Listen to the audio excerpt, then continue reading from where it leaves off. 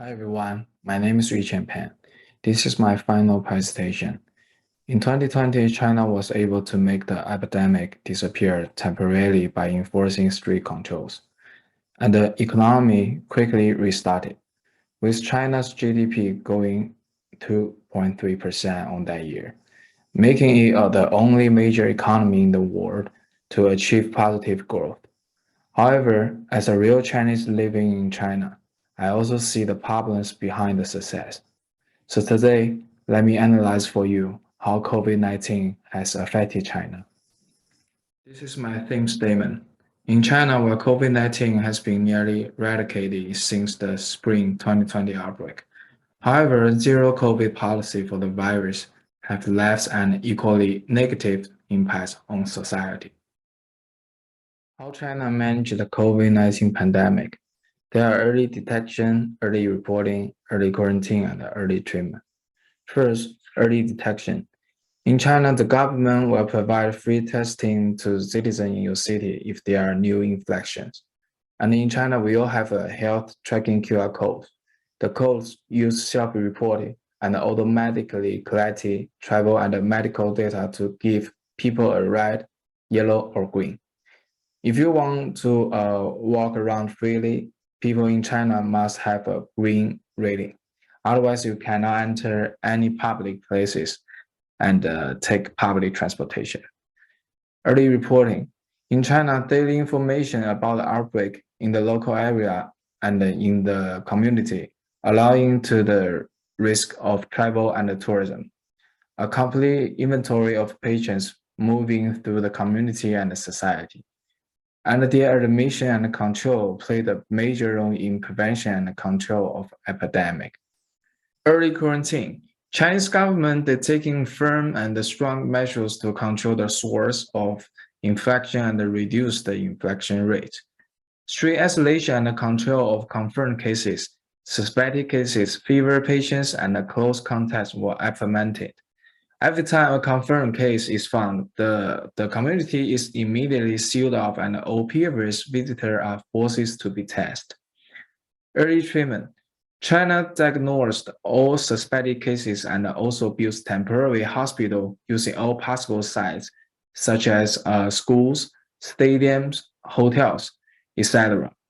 A large number of beds was set up in this hospital so that almost all confirmed cases could be isolated and treated in temporary hospital. China's anti-epidemic model. The gradual decrease in the number of confirmed cases in China over the past 2 years and a massive increase in the number of cases in Europe and the United States, while the response is considered slow, seems to indicate that the lockdown and the quarantine measures taken in China, but the signs of outbreak are paying off. And from the Chinese government has no current intention of changing this approach. The most famous example occurred at Disney in Shanghai because a tourist was infected. So the local government required over 30,000 staff and visitors to be tested before they leave. So I think the outbreak should be handled in a different way because this virus has taken up residence. Like the flu, it will remain in our life for a long time, whether humans are happy with it or not.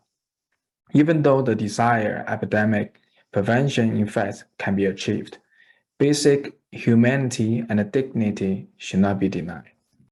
How the zero COVID policy has impacted China's economy. Although China's economy recovered and life returned to normal, at the macro level, many enterprises and individuals were greatly affected. The closure of many areas caused business to stop working and production, so it resulted in many businesses going out of business. For example, normal trade activities were severely affected by the strict closure of Hong Kong and mainland China for up to 600 days. There are also thousands of families in China and Hong Kong whose normal lives are affected by the custom closure, causing inconvenience to the lives of many families. China's zero COVID policy could disrupt the pace of recovery in sectors such as service industry and accelerate an already slowing economic growth rate for China. Conclusion. compared with the United States, Europe, and other Western countries. Although China has invested lots of resources for zero-COVID policy in the past 2 years, the result in exchange for avoiding hundreds of millions of people sick, millions of deaths. However, after emergency of Omicron, it has become significantly more difficult to prevent and control the epidemic in China, and the rapid spread of the virus has led to significant increase in prevention and control costs.